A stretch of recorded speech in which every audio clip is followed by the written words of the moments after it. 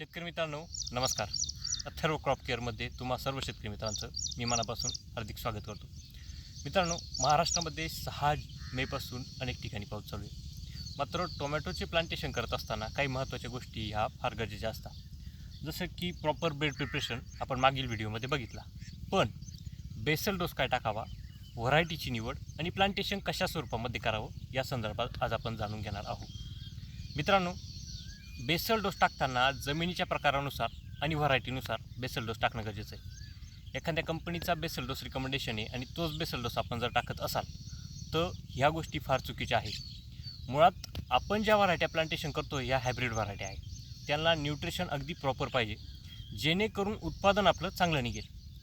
Basel डोसमध्ये जर काळी जमीन असेल, मुरमाड जमीन असेल, चुनखडीयुक्त जमीन असेल, शरवाट जमीन असेल, लाल जमीन असेल, जमिनीचा प्रकार जसा तसे न्यूट्रिशन आपल्याला जमिनीला देणं गरजेचं आहे, जेणेकरून आपले टोमॅटो क्रॉप हे चांगले बनेल.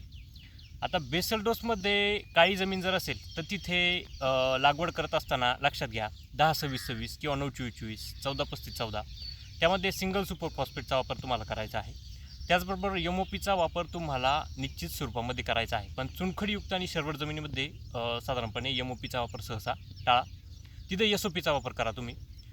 त्याबरोबरच मिक्स मायक्रोन्यूट्रन डोस कुठल्याही स्वरूपामध्ये सुरुवातीला आपण द्यायचा नाही.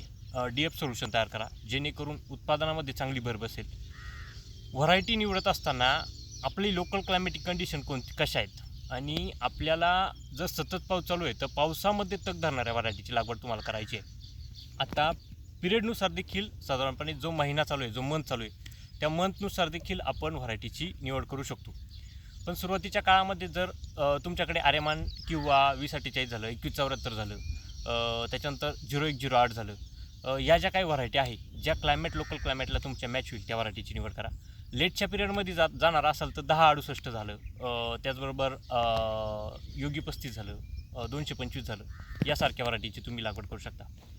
प्लांटेशनमध्ये एक गोष्ट लक्षात घ्या, जर सूर्याखाली आपलं क्षेत्र जर असेल लागवड करत असताना पेपर प्रॉपर टाका. आता तुम्ही बघा, हा पूर्ण पेपर प्रॉपर टाकलेला आहे. पण जर सुरुवातीच्या काळामध्ये जर तुम्ही सूर्याखाली लागवड करताय तर तुमची निश्चितपणे स्ट्रेट लाईनमध्ये प्लांटेशन पाहिजे. ज्यावेळेस तुमचं क्षेत्र हे उत्तर दक्षिण आहे त्यावेळेस तुम्ही झिगझॅग प्लांटेशन करा, जेणेकरून पूर्व पश्चिम जी हवा आहे ती पूर्णपणे खेळती राहील. मित्रांनो, अशा टोमॅटो शेतीमध्ये जे काही आम्ही वेगवेगळ्या टिप्स देत असतो, त्यामुळे ही व्हिडिओ नक्कीच तुम्ही लाईक आणि सबस्क्राईब करा.